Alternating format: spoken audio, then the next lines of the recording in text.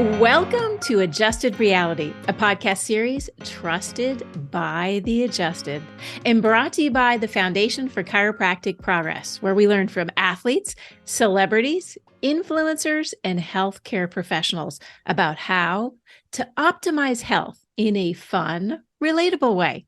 Join me, Dr. Sherry McAllister, as I speak with yoga therapist and researcher, Dr. Steffany Moonaz. Dr. Steffany founded Yoga for Arthritis after 8 years at Johns Hopkins University, where she studied the effects of yoga for people living with arthritis. Now she serves as the director of clinical and academic research at the Maryland University of Integrative Health, which offers the nation's only Masters of Science in Yoga Therapy. She continues to conduct research on the effects of yoga for chronic pain and joint conditions. And she's a fabulous mentor to yoga teachers, yoga therapists, and emerging researchers. She is passionate about ensuring that yoga practices are safe, welcoming, and appropriate for people with arthritis nationwide. She actually has a wonderful book called Yoga Therapy for Arthritis. Welcome to Adjusted Reality, Steffany. Thank you so much. It's such a pleasure to be here. I want to just make a brief update to my bio, which is that I now serve as research director at Southern California University of Health Sciences and adjunct faculty at Maryland University of Integrative Health.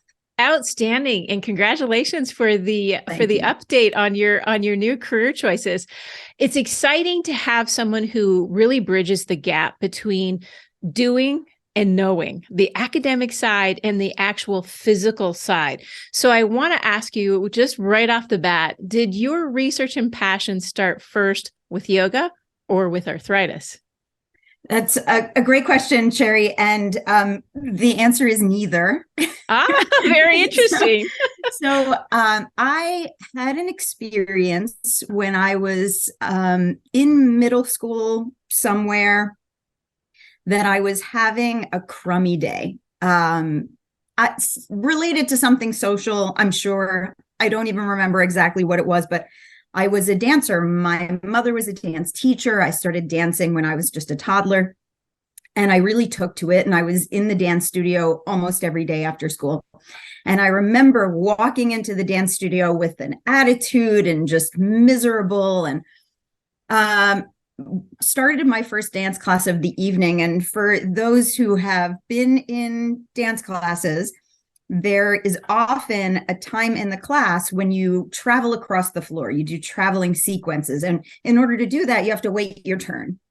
So I remember vividly standing at the side of the studio, waiting for my turn to cross the floor, looking out the window and having this sudden realization that I was no longer discontent. Whatever it was that was bothering me wasn't bothering me anymore. And in that moment, I thought, this is a superpower. And many people in the world are suffering a lot more than I am, and they don't know about this. And this, I would say, is mind-body activity. So it was dance in that particular instance where I was able to be fully consumed with the experience of the dancing. But the same is also true for yoga and Tai Chi and Qigong and lots of other activities where the person who is engaging in the activity is fully consumed with it. And of course, since then, I have learned a whole lot more about the mind-body connection and mind-body practices. But I think, in yoga, we would call it my dharma or path, that my purpose is to alleviate suffering by bringing these tools to people who need them. And so my path took a very circuitous route, but looking back on it, that's exactly what I do. I thought I needed to be a neuroscientist or a family doctor who gave people recommendations. And I ended up in public health, which is, of course, a way to not only change individual lives, but the way that we conceptualize arthritis and other chronic pain conditions and the recommendations that we offer more broadly about how they can be managed. And so now I understand a lot more about the mechanisms or the ways that these practices work to change someone's experience. And it turns out that arthritis is the leading cause of disability and therefore a pretty noteworthy source of suffering for a lot of people. And it doesn't have to be that way. I'm really glad that you brought up that kind of mind-body connection. And we've had some Olympic athletes like Greg Bennett talk about the meditative piece. We've had Deepak Chopra talk about how you need to grasp where you are in time and space. And I love that you have already connected and your passions come together because you're a researcher, but you're also familiar in dance. And I love to see, I kind of see dance in yoga, with the poses and the beauty of how it all fits together. And many people start to think as soon as arthritis comes into their lives that they're going to be giving up activities. And that's why I loved having you come on today, because we want to adjust that reality, because that is not the case. In fact, it couldn't be farther from the truth, I think, as we start to get into your past and what you're doing. But can you start with, since it is such a disabling condition, arthritis, giving our audience just the understanding of what is arthritis, how does it typically show up in our body, kind of, that telltale sign that maybe something might be changing and we need to know what that is. Yeah, so this is complicated by the fact that arthritis is actually an umbrella term for a lot of different conditions. You could include over 100 different diseases in the category of arthritis, and they all have very different features to them. I'm going to simplify it and say, for the purpose of this conversation, arthritis, so the root word, artho, which means joint, and itis, which means swelling, is a condition that includes swelling in the joints. But it also has a whole lot of other aspects to it. The main concern of many people who have arthritis is the pain. And it is because of, in part, a deterioration of the joint tissue. Now, depending on what form of arthritis you have, the way that the joint tissue is deteriorating and the reasons for it deteriorating could be mechanical, wear and tear, overuse, prior injury, but it also could be an autoimmune condition where your immune system is recognizing your joint tissue as a foreign invader and therefore deteriorating it in that way. But what all of these share is that there is a loss of tissue in the joints, and that may include pain, swelling, stiffness, discomfort, loss of physical function, range of motion, may also include more systemic aspects like fatigue, like even brain fog and disorientation and even feverishness. So it can really have far-reaching implications. And what is also true for all of these forms of arthritis is that there is no cure. And so the strategies that we bring to bear are strategies to live differently with a disease that has no cure.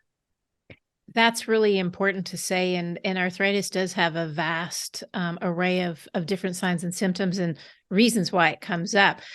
And as we go through what that looks like, obviously there are challenges. And I wanted to talk to you a little about what impact does yoga have on arthritis on a physical and a mental level?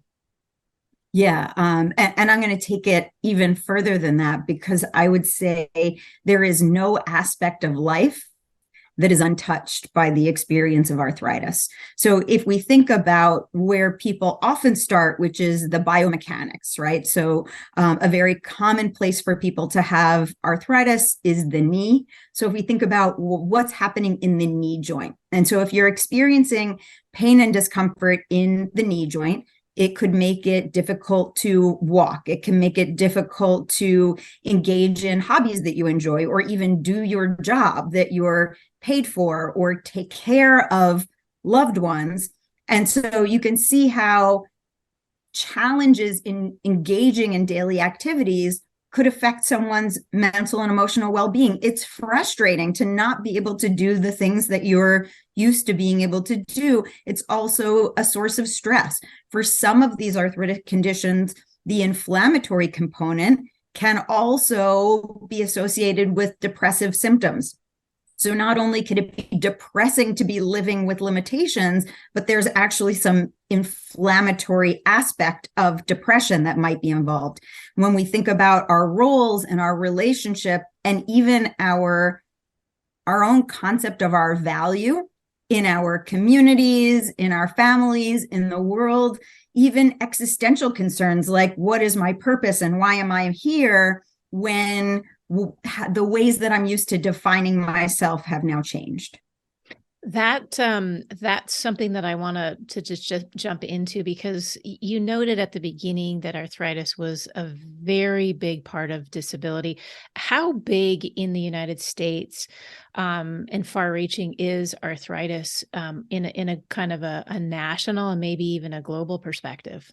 Yeah, and I realized that I didn't actually answer your question about the role of yoga in addressing those concerns. So I will get to that. So the prevalence of it, usually the prevalence is broken down by disease type rather than looking at arthritis overall.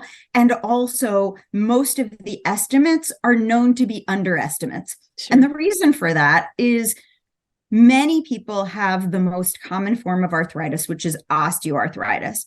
For osteoarthritis, in order to get a diagnosis, you have to have radiographs, pictures taken of the joints in order to confirm that you're losing joint tissue.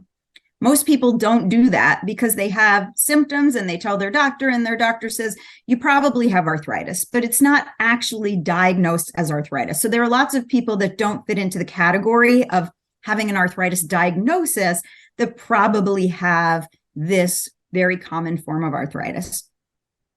Also, there are these other arthritis conditions that are often diagnosed that are more systemic in nature. Those are less common. But if we look at all of that together, we could say, okay, probably 25% of the adult population is experiencing some form of arthritis. And then we could say that's maybe an underestimate. We could say it's even more prevalent in older age groups, because for osteoarthritis in particular, age is a risk factor. So when we're getting up into the higher age ranges, it's incredibly common. And then the more systemic inflammatory diseases, some of them may affect, for example, 1% of the population, which doesn't seem like very much. But then if you add them all up, it turns out to be substantial. And that doesn't necessarily include other chronic pain conditions that are managed similarly, like, for example, chronic low back pain, which is not necessarily an arthritis in particular, but has some of the same challenges and the same management opportunities. Excellent. Okay, now let's talk about yoga, because there's obviously different types of yoga, and probably, and I'm sure you'll touch on this, some forms of yoga are probably not going to be the best if, for example, you have rheumatoid arthritis, where some ligaments can, in fact, be a little lax, and you want to be careful. And I think one of your mission statements was, in fact, really to bring yoga to people around the nation that is safe and welcoming, because it can be really intimidating. I mean, if you're feeling the joint pain, you're thinking to yourself, well, do I really want to do that? And that's why it has to be so appropriate. And I really like how you brought yoga to that. So let's talk about yoga as a whole. And I know there's a variation on the theme. And then how is it impacting arthritis? Yeah, the safety issue is really important, Sherry. And when you say that lots of people have the misconception that having arthritis means that you have to stop doing all of the things you love. And I'll say that actually a yoga professional contacted me yesterday to say, I've been practicing yoga for all of these years, and now I'm starting to have arthritis, and I'm going through a lot of grief because I'm not going to be able to do my yoga practice in the way that I've done it before. And so even among people who do this professionally, there are misconceptions. I like to say that if you have a body and a mind, you can practice yoga. I'm not the first person or the last person to say that, but there are many yoga practices. A common misunderstanding, especially in the West, is that yoga is a form of exercise, where yoga is actually a philosophy of unification. Yoga means to yoke or to unify. So you can think about that as being a unification of the mind and body, of the individual with the collective whole, whatever that might mean, of the moving body and the breath. So there are lots of ways to integrate. But in the original texts of yoga that go back thousands of years, the term yoga or yog was a state of being. It wasn't a thing that you do. It was a way that you are. So all of these practices that we have are things that we do in order to achieve a state of yoga. And that may involve poses and movements and breathing and mindfulness, meditation, relaxation, applied philosophy, lifestyle changes. So there's a much broader toolbox for yoga practices than a lot of people realize. And so there are also lots of ways to find that experience of unification. For the physical practices themselves, there are also lots of ways to adapt and adjust.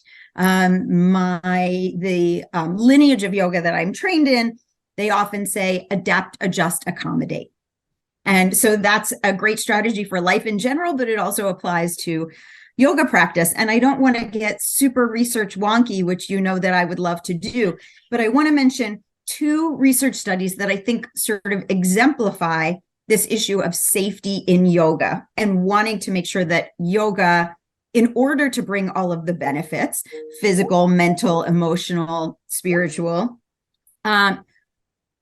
we have to make sure that we're not doing harm. And actually, just like in the practice of medicine, the foundational philosophical tenet of yoga is ahimsa, or non-harming. So if we're causing harm, you could say that's not even yoga. So how do we make sure that the yoga practice that we want to be helpful is not harmful? So there is a systematic review, and a systematic review is just a paper that's written about a bunch of different studies that have happened, a bunch of different clinical trials, for example. And so there's one systematic review that summarizes all of the existing research on yoga randomized controlled trials. Okay, so this is a pretty rigorous approach to a clinical trial. And the conclusion from that systematic review is that yoga is incredibly safe. In fact, if you compare yoga to other interventions or to usual care, which just means going to your doctor like you should, there is no difference in risk. So you could even say from that, yoga is as safe as just living your daily life. On the other hand, there's another systematic review of what we call epidemiological studies. And those are studies where we survey people who are just out there living their lives about their experiences. So an epidemiological study of yoga would be asking a bunch of people who practice yoga or who have practiced yoga, have you ever gotten hurt practicing yoga? And as it turns out, when you look at those types of studies, there is a notable risk of injury. The injuries are usually minor and easy to recover from. However, there is a risk of injury from yoga that should not be overlooked. And that paper concludes that anyone with an acute or chronic health concern should talk to their provider before engaging in a yoga practice. Well, what's the difference between these two studies that found very different things?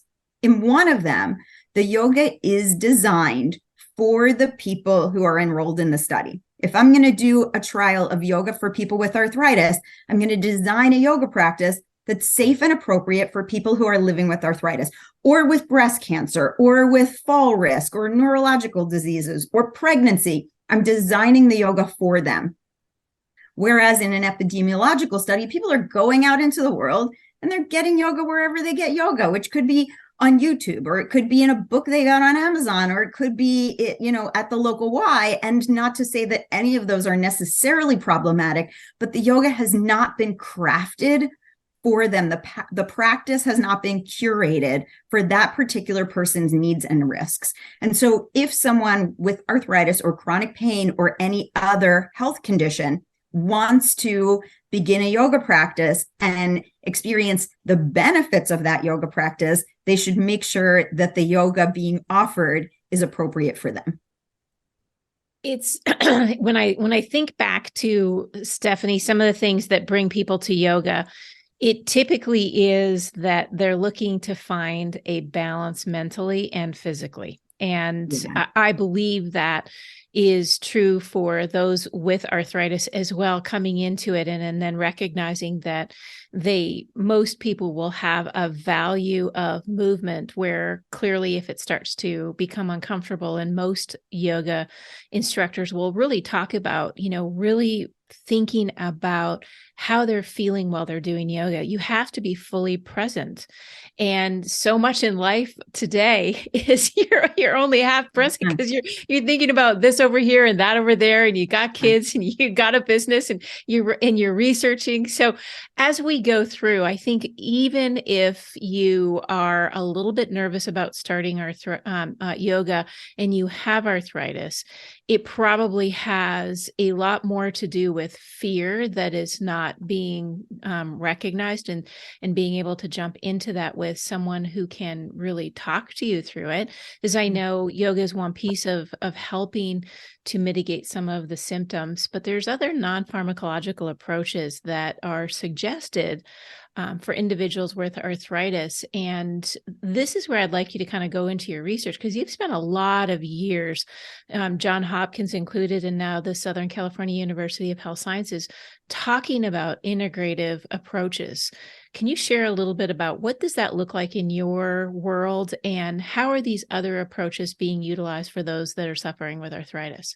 Yeah, great question. I'll put these into sort of two categories. One being behaviors that you can do in your own life, and the other being professionals that you might seek assistance from. Okay. So, for example, physical activity is recommended as a management strategy for any form of arthritis you can think of.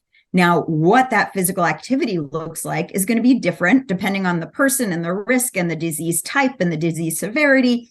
But for some people, things like water aerobics or taking a brisk walk can be part of their management strategy. And those don't necessarily require going to a health professional once you have an understanding of what your limitations and risks are and how to engage in the practice in a safe way.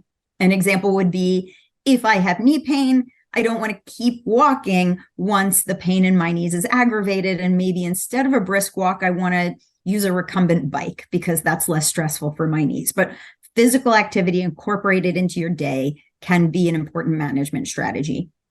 Noticing how foods make you feel. So there is some discussion about something like an anti-inflammatory diet or an arthritis management diet. And I will say, there is no such thing as a universally appropriate and effective diet for everyone living with an autoimmune condition or arthritis. However, there are certain foods that aggravate arthritis conditions for certain people. It may be a type of vegetable called a nightshade that some people find is associated with an increase in symptoms for them. It may be something like gluten or caffeine or alcohol, but paying attention, and that's a mindfulness practice, right? Paying attention to how foods make you feel and making food choices that are non-aggravating is a lifestyle strategy that you can use. And then things like sleep strategies, improving your sleep hygiene, which is having a sleep routine, having a sleep environment that makes it comfortable for you to sleep. Because if your sleep is interrupted, then it's going to aggravate pain. And oftentimes it's a negative cycle where the pain makes it hard to sleep, and then getting poor sleep makes the pain worse. And so breaking that cycle with some changes to your sleep routines and sleep environment can be helpful. And then I would say there's this other category of professional care that you can seek and monitoring the changes in your disease activity and changes in your joint tissues. But things like acupuncture and chiropractic care and yoga therapy, where a healthcare professional is going to conduct an assessment, and whether that assessment be through the lens of Chinese medicine or through the lens of yoga or through the lens of chiropractic science, someone is assessing you as a whole person. And these are all whole person strategies, even though oftentimes people don't realize that. The provider is going to notice where they see imbalance, as you suggested earlier, and then provide you with some tools for helping to bring systems into better balance. And having been involved with both research on behavioral interventions, lifestyle changes people can make, and also in these integrative care approaches, we see that across the board, people report improvements in a whole bunch of outcomes, notably pain, which is a primary concern for a lot of people, mental health, which is a related and separate concern, and then quality of life, which I think is reflected in making some peace with your relationship with the body and with the disease and with the changes that are happening in your life related to those.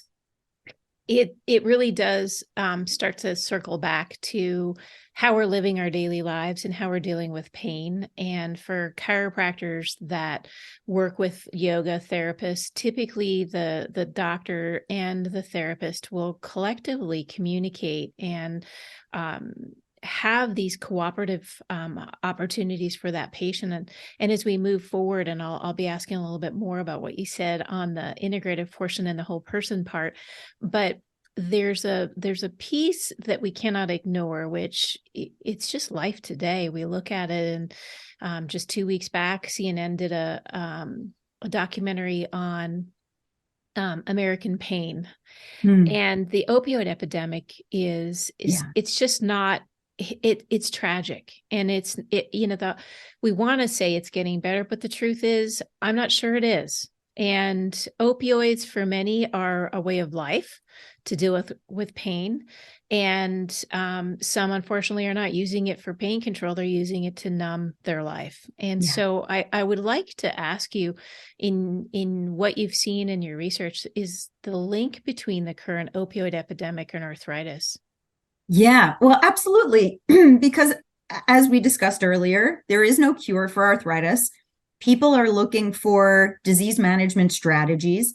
For autoimmune forms of arthritis, that's going to involve some kind of medication strategy that's going to change the functioning of the immune system.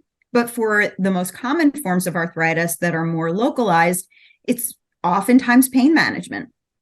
And opioids certainly played a major role in that for far too long. And what we see is that sometimes patients will seek out integrative care as a way to avoid using opioids or to reduce the need for opioids, or frankly, other medications too, because oftentimes whatever medications over the counter or otherwise people are using, they would like to need less of them, less in the severity of the medication, the dose of the medication. So whatever they might be able to do in their own lives that could reduce the need for that, they want to try. And then there are people who have developed a substance use disorder because of being prescribed opioids to chronic pain and then developing a subsequent substance use disorder. So then the opioid is no longer only about pain management.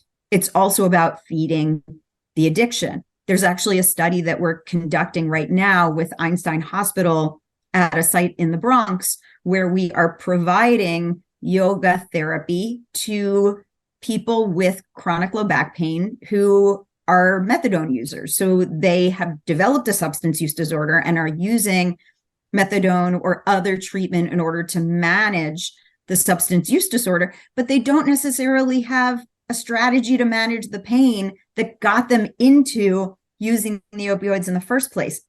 So we're actually comparing yoga therapy to physical therapy. And one of the reasons for that is that we believe that yoga can help to manage the pain, but also can help to manage life with both chronic pain and a substance use disorder, which can be challenging in so many areas of life. It's so amazing when you stop and think just for a moment that it's quite a vicious circle we get into. We get into this pain.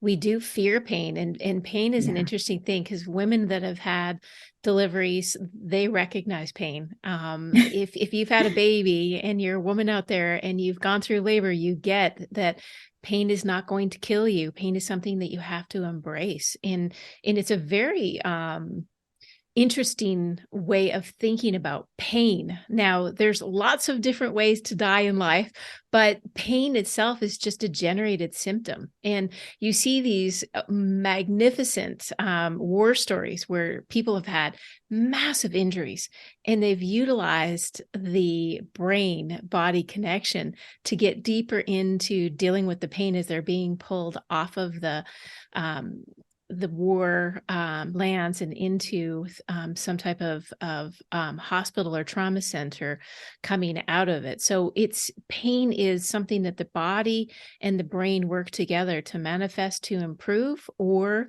stop you from being able to do what needs to be done. And it gets deeper into that. So your book is very, very important. Yoga for Arthritis. You talk about the model of 5 koshas or sheath, the physical, energetic, mental, emotional, wisdom, and spiritual. Can you go a little deeper into this for our audience to learn a little more in-depth information? Yeah. So there is a parallel in Western thinking that I think helps to conceptualize this model, which is that we are not just one thing. When we talk about whole person, holistic, wholeness, we're talking about all aspects of an individual. So the Western model for this is the biopsychosocial model. It's sometimes called the biopsychosocial spiritual model, although I think in Western science, not everyone is comfortable acknowledging that there is a spiritual aspect of life. But we could change that to be existential, right? Meaning and purpose. So spirituality means a lot of different things to different people. So we acknowledge in the West that we have a body, that's the bio.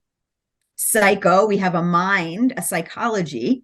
And social, we are a social species. We live in families and communities in relationship to each other. And we can have health and we can have illness or a lack of well-being in any of those areas. And I would add existential, meaning of purpose, spiritual to that as well. Well, when we look at the yogic model, and you mentioned Deepak Chopra, he likes to talk about wisdom traditions, the world's wisdom traditions. So when you look back to some of the ancient cultures that influence our thought process today, there's so much overlap. There's a lot of similarity between some of these ancient traditions. So in the yoga model, it's the body, bio, same as in the Western model. Then there's another layer called the energy layer, and we refer to that as prana. And that is similar to the idea in Chinese medicine of qi. It's energy that moves through the person. And that's something that we don't really have a parallel for in the West. But we can think about energy as our level of energy, how much fatigue we have, how much vitality we have, as a really loose Western understanding of that energy layer. And then we have the mind and emotions. And we have a wisdom body, which is sort of an understanding that goes beyond anyone who has ever meditated, or many people who don't meditate have had this experience of, for an instant or for a little while, sort of feeling a little bit outside yourself, like you're watching the situation that you're in, that you have some perspective on it. And so we can think about that as sort of our inner wisdom that sees a situation from the outside instead of the inside. And then there's the Anandamaya kosha, which is it's called the bliss body. We could think of that as spirituality. We can also think about that as the part of us that is connected to all things, that when we engage with nature, there's some connection that we recognize that we are part of nature, or our relationship to a pet or other living things, that there's a part of us that knows that it's connected to the natural world. And so that can be what we think of in that spiritual layer as well. So when we talk about yoga practices, we can use different yoga practices to help achieve balance in any of those layers. So we could say, for example, there are breathing practices that can change our energy. But then also, if there are changes in our energy, there are going to be changes in our mood. So the health or illness in any of those layers affects all of the others, in the same way that pain in the physical body can also affect our self-concept, which is not in the physical body. It's interlinking and bringing these all together that make your book so important to really grasp. Is the physical is one piece of it, the mental is one piece of it. And I like that you bring in the spiritual, because, anybody who's taken a walk outside and been in a grumpy mood, or just like you described your dance when you walked in that day, and all of a sudden it was just taken away like the wind. The stress was gone. And here's your body being able to relax, and you can take the floor. I think it's such a beautiful piece of it, as we consider there's a whole body experience, in that we can't take apart the pieces and think that it's all going to come together, because it doesn't really work like that. And the more you adjust your reality to, it's not just the knee that's experiencing the pain, although we want to think that that's it. And oftentimes it is completely not even the joint that's the problem, but that's where we physically think we're feeling the pain. As we get deeper into this, and you mentioned acupuncture and chiropractic and how well they bring it together. And I think they work well with this whole person reality, is the balance of life and the movement of joints, and how that whole concept of eating well, breathing well, doing well, being well, just being in your own moment and having time for reflection. But talk to me more about that whole person approach, because you brought it up previously, and I'd like to kind of end today's episode with the whole understanding of what that means. So one of the primary tools that I introduce to anyone I'm working with who is living with arthritis is self-awareness, the ability to pay attention. Oftentimes when we're experiencing pain, there's a tendency to want to avoid attending to that which brings discomfort. If my knee hurts, why am I going to pay attention to my knee? And the consequence of that is that we can end up making choices that are not only bad for the knee that we're not paying attention to, but bad for the rest of the organism that's connected to that knee. That self-awareness, that attentiveness happens in all aspects of our lives. We like to, in yoga, talk about yoga off the mat. That yoga isn't something that you roll out a mat and you do some things and then you roll it up and leave that behind, and then the rest of your life you engage in a whole bunch of destructive behaviors.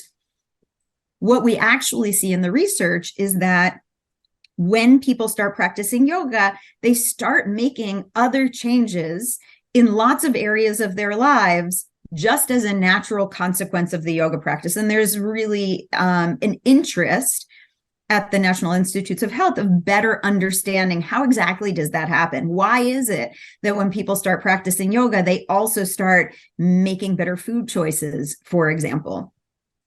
And I think that a lot of it comes down to self-awareness, which I believe is a skill that's also gained in chiropractic care and is also gained in acupuncture and these other approaches, is to start paying attention. What am I feeling? And not just what am I feeling, but what does it mean to me? What are the qualities of the sensation? What makes it better? What makes it worse? These are questions that I ask people to reflect on all the time because it helps guide me in terms of how I make recommendations to them, but it also helps them to start noticing patterns about the choices that have positive outcomes in their life and the choices that have negative outcomes. And what I see starts to happen is they make different choices in their relationships. They make different choices in their work life because they've started to pay attention. And I think also value themselves in the world. I am worth making good choices for. And when I make good choices for myself, it has this ripple effect, just in the same way that what happens in one kosha happens in the others. Also, what happens in my life has a ripple effect and impacts the lives of everyone around me. When I am more content, when I'm better managing my stress, I'm a better parent. And then that makes my kids happier and healthier. And that's going to have a ripple effect in their lives as well. So when we talk about a whole person approach, I think it begins with paying attention and also requires us to engage in relationship with our providers, to communicate with our providers, and for a provider to be an active listener and engage in patient-centered care to really devise a plan that's going to work for all aspects of a person's life. So if I have, an hour-long yoga sequence that I think is going to make a difference in your knee pain, and an hour-long yoga sequence does not work for you because it doesn't fit in your life for a variety of reasons, then that's a mismatch. Then I'm not working with a whole person, I'm working with a knee. And we recognize that that can unfortunately be a problem in the way that conventional medical care is provided. And we have an opportunity to do this differently. And I think medicine as a whole is recognizing the importance of a whole person approach to care in the work that they do as well.